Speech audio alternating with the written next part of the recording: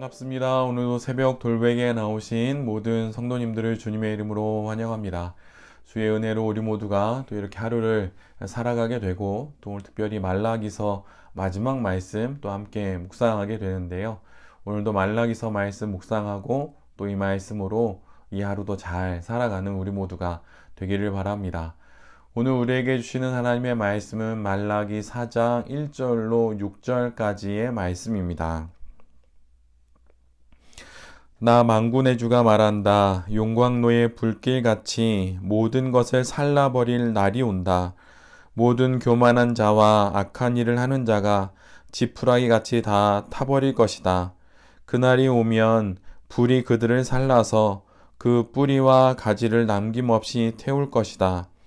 그러나 내 이름을 경외하는 너희에게는 의로운 해가 떠올라서 치료하는 광선을 발할 것이니 너희는 외양간에서 풀려난 송아지처럼 뛰어다닐 것이다.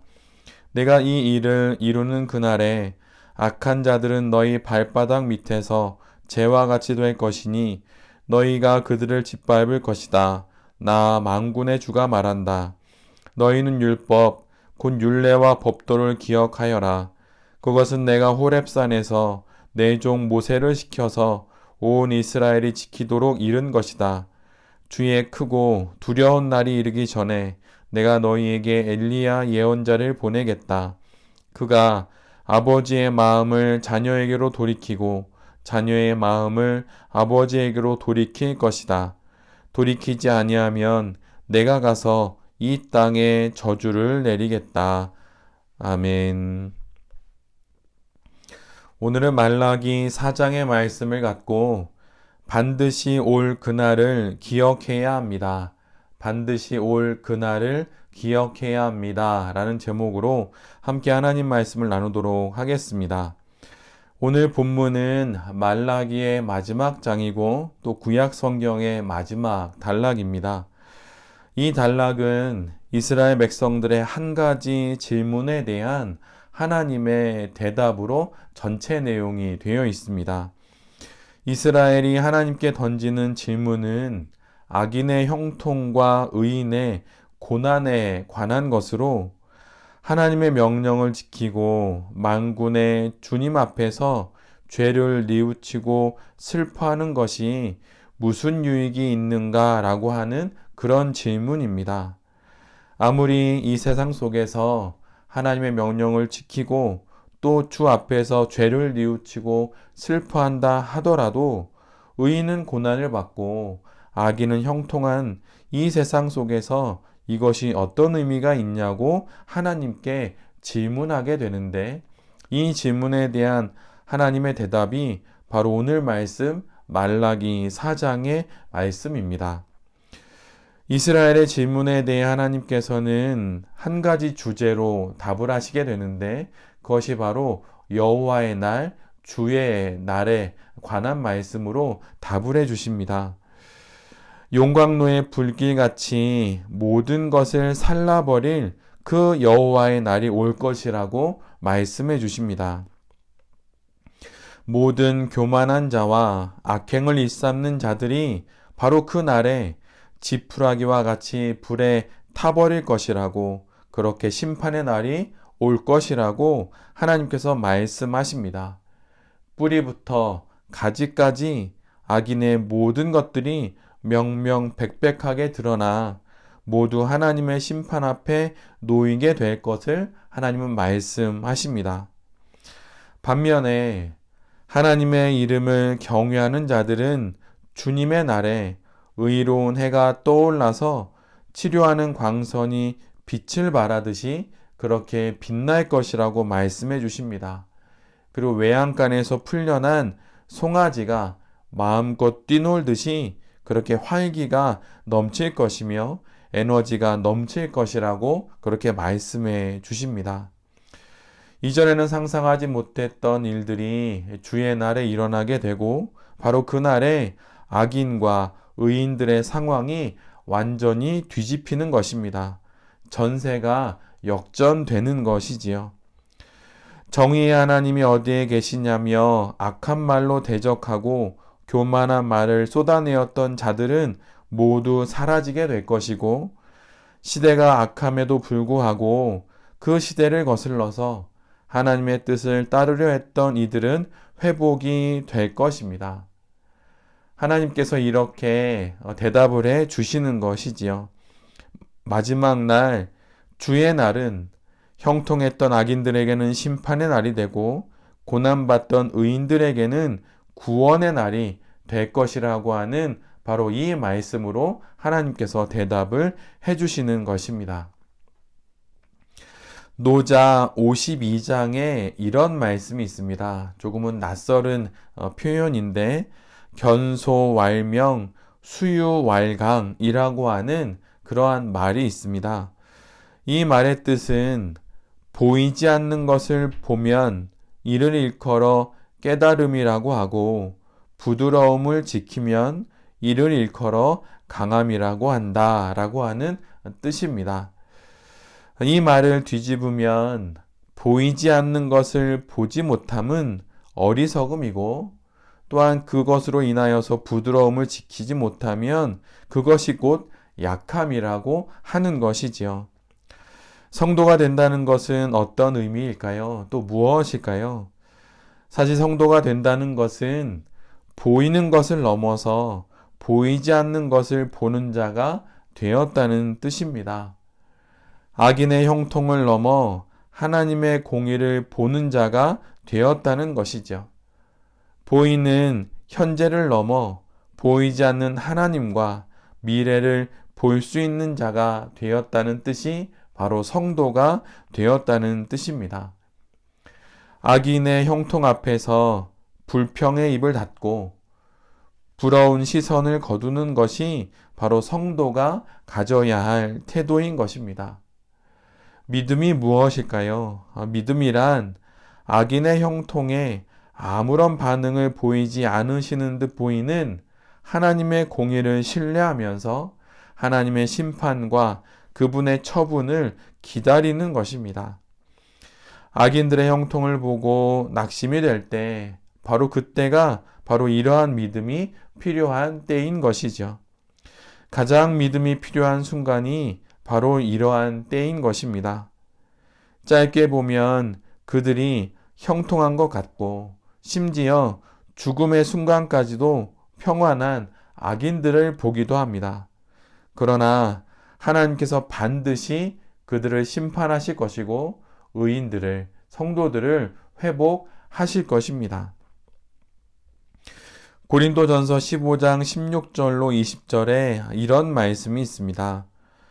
만일 죽은 자가 다시 살아나는 일이 없으면 그리스도도 다시 살아나신 일이 없었을 터이요.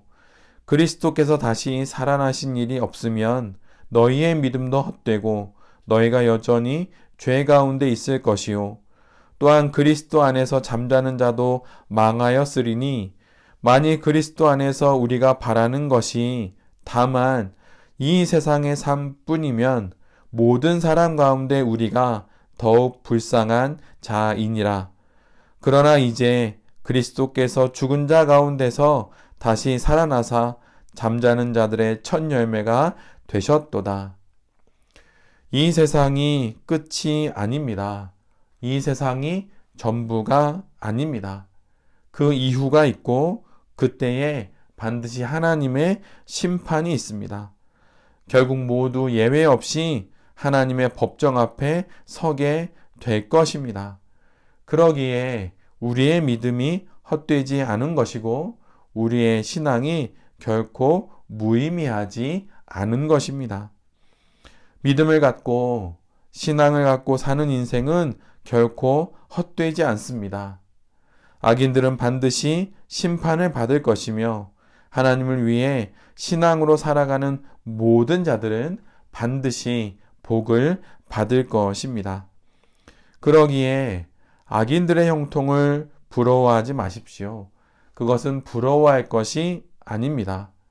이것들은 오히려 하나님의 재림과 그분의 다시 오심 또한 그분의 심판이 속히 임하기를 간절히 기다리고 소망케 하는 이유가 되고 나의 삶을 뒤돌아보게 하는 자극제가 되는 것입니다.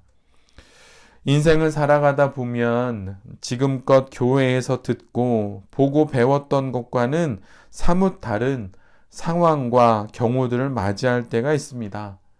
거짓이 흥하고 악이 성하는 경우가 바로 그런 것이지요.